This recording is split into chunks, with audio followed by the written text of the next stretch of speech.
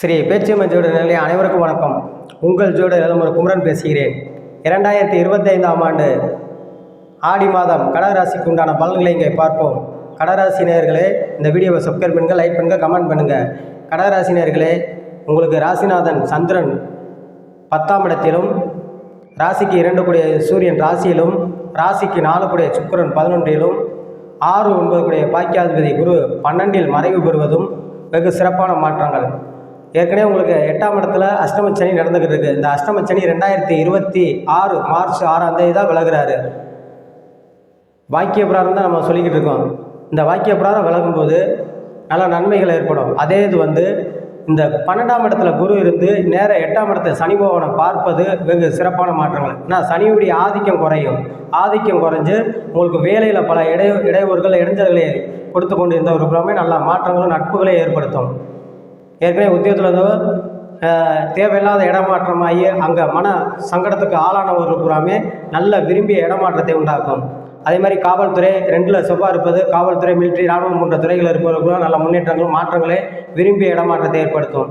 ID software புதன் உங்களுக்கு 12இல் ஆட்சி பெற்று இருப்பது ஐடி சாஃப்ட்வேர் துறைகள் இருப்பவர்களும் நல்ல மாற்றங்களை கொடுக்கும். 11இல் சுக்கிரன் இருப்பது கலைத்துறை, ஆடை ஆபரணங்கள், பொன்பொருள் சம்பந்தப்பட்ட துறைகள் இருப்பவர்களுக்குமே நல்ல லாபத்தை ஏற்படுத்தும்.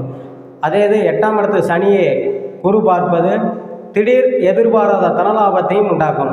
ஷேர் மார்க்கெட், பங்கு சந்தையில் போன்றவர்கள் புறம் துறையில் இருப்பவர்களுக்கும் நல்ல மாற்றங்களை உண்டாக்கும். வேலை பார்க்கும் பெண்களுக்கு நல்ல வேண்டிய இடமாற்றத்தை உண்டாக்கும். உங்களுக்கு இந்த கடகராசி நேயர்கள் ஏற்கனவே திருமணம் முடிந்து குழந்தை பாக்கியம் இல்லாதவர்களுக்கு குழந்தை பாக்கியத்தை ஏற்படுத்தும். ஏன்னா 4ஆம் இடத்தை சுகஸ்தானத்தை பார்ப்பது உடல் ஆரோக்கியத்தில் நல்லா இருக்கும். அதே இது 5 கூடிய செவ்வாய் 2இல் கேதோட சம்மந்தப்பட்டு இருப்பது பிள்ளைகள் வழியில் பல தொல்லைகளை ஏற்படுத்தும், அல்லது வீண் விரை செலவுகளை ஏற்படுத்தும், அல்லது பிள்ளைகளால் கொஞ்சம் மன சங்கடத்துக்கு ஆளாகக்கூடிய சூழ்நிலை ஏற்படுத்தும். சற்று பிள்ளைகளை கவனிக்க வேண்டும். அதே மாதிரி சொந்த உறவு வழியில் பாக்கியாதிபதி 12இல் மறைகிறது.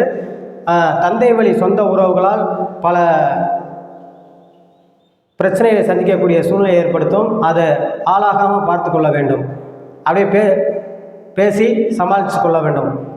அதே கடகராசி நேயர்களுக்கு இந்த ராசியில் 8ஆம் இடத்தில் சனி இருப்பது, குரு பார்ப்பது நல்ல ஒரு மாற்றங்களை உண்டாக்கும். 12இல் குரு இருந்தாலும் உங்களுக்கு திருமண யோகத்தை சற்று கொஞ்சம் பொறுமையாக இருக்கணும். இந்த வருஷம் அக்டோபருக்கு மேல் அது நடக்க வாய்ப்பு உள்ளது. அதனால் ஆடி மாதம் திருமண வாய்ப்புகள் இருந்தால் அதை சற்று பேசி முடித்து அந்த காரியங்களை தள்ளி வைத்து கொள்ள வேண்டும். படிக்கும் மாணவர்களுக்கு நல்ல மதிப்பெண் எடுக்கக்கூடியதையும் நல்ல மாற்றத்தை உண்டாக்கும். உயர்கல்வி படிக்கும் மாணவர்களுக்கு நல்ல மதிப்பெண் எடுக்கக்கூடிய யோகத்தை மாற்றங்களை உண்டாக்கும்.